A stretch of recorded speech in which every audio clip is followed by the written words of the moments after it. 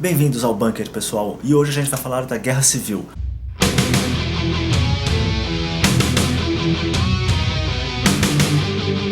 Não a guerra civil que acontece no nosso país aí com 60 mil mortos por ano e contando, mas da guerra civil, o próximo filme do Capitão América que deve estrear em breve nos cinemas. Alguns fãs mais afoitos da Marvel já devem saber do que se trata a Guerra Civil. Mas acho importante a gente falar um pouco aqui sobre a Guerra Civil, especialmente porque ele traz algumas discussões políticas que são interessantes para nós.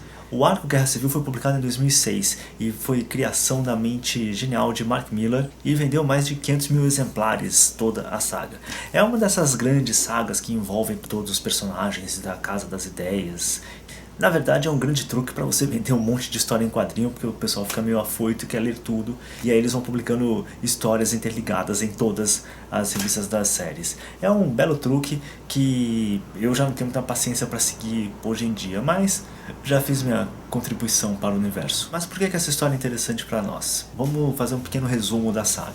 Um grupo de heróis chamados Novos Defensores descobre o esconderijo de 4 perseguidos supervilões e vão para uma cidadezinha chamada Stanford tentar prender esses vilões.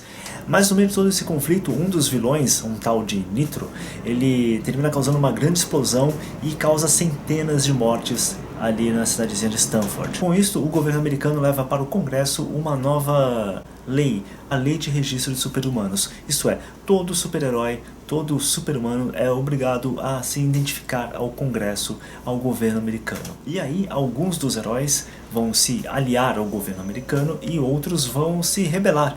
Curiosamente, nós esperaríamos que um personagem como o Capitão América fosse um dos primeiros a abaixar a cabeça para o governo americano e apoiar a nova lei. Mas não é o que acontece. O Capitão, como é um cara experiente de outras guerras, ele se rebela contra esta postura do governo americano. Já Tony Stark, vulgo Homem de Ferro, ou Homem de Ferro, vulgo Tony Stark, ele termina ficando do lado do governo americano. Pois é, um grande industrial, um grande empresário, o homem que está aí sempre à frente nas inovações, vai lá e baixa a cabeça para o governo americano. Curioso, não?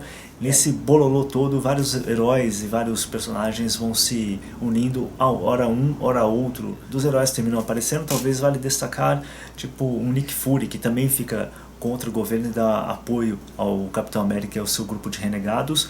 O Homem-Aranha, curiosamente, revela sua identidade porque ele sente todo o peso da tragédia, então ele se sente muito culpado, para variar, né? O Aranha se sentindo culpado de alguma coisa. A saga, como todas essas mega sagas, ultimamente ela tem muito altos e baixos, assim. Eu realmente não sei se vale a pena correr atrás para ler tudo. Acho que é muito mais interessante esperar ver a adaptação para o cinema. Eu acho que a história, inclusive, deve ser mais enxuta e deve pegar muito mais o conflito entre o Capitão e o Tony Stark. O embate entre o Capitão e o Homem de Ferro carregam esses dois valores, liberdade e segurança, ou liberdade e ordem, pode-se pensar assim também.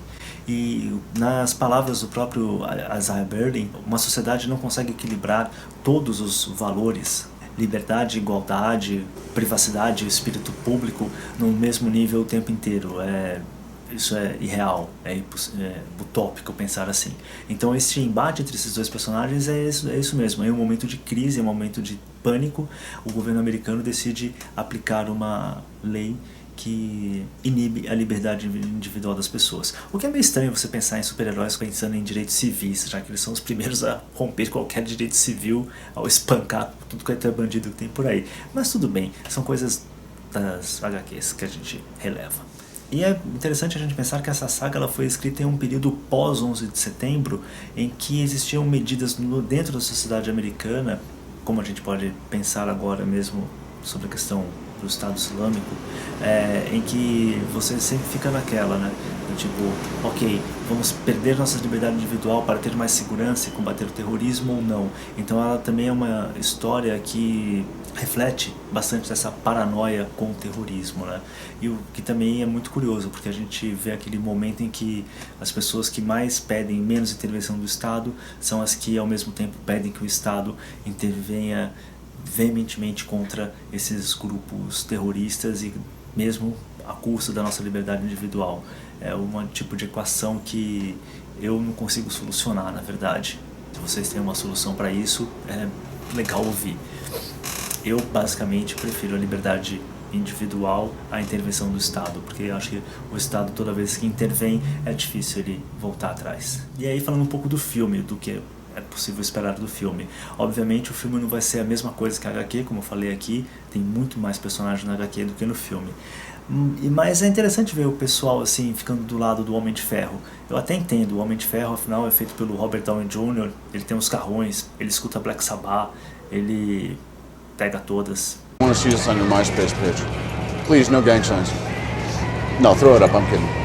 Yeah, peace. I love peace. If you haven't got problems, I feel bad for your son. I got 99 problems and a bitch ain't one. Mas é preciso lembrar que ele também é o cara que criou o Projeto Ultron. Para quem não lembra, é aquele projeto de segurança mundial que iria inibir o crime e tudo. E ali você já tem um primeiro conflito de interesses bem claro entre o Capitão e o Homem de Ferro. Já o Capitão América é feito pelo Chris Evans, Tocha Humana. You are trouble. You had me hooked again from the minute you sat down. They love me! Ele não tem carrão e fica com aquela cara meio de não sei o que eu tô fazendo direito aqui. Então, nem parece que ele passou por uma guerra, te acho. O cara passou pela Segunda Guerra Mundial e fica daquele jeito ali. Holy shit! Sem contar que ele tem 80 anos e é virgem ainda. Mas eu acho que neste conflito, sinceramente, não tem como negar que o Capitão tá do lado certo. Do lado da liberdade individual, gente. Tchau. Até a próxima. Bom filme.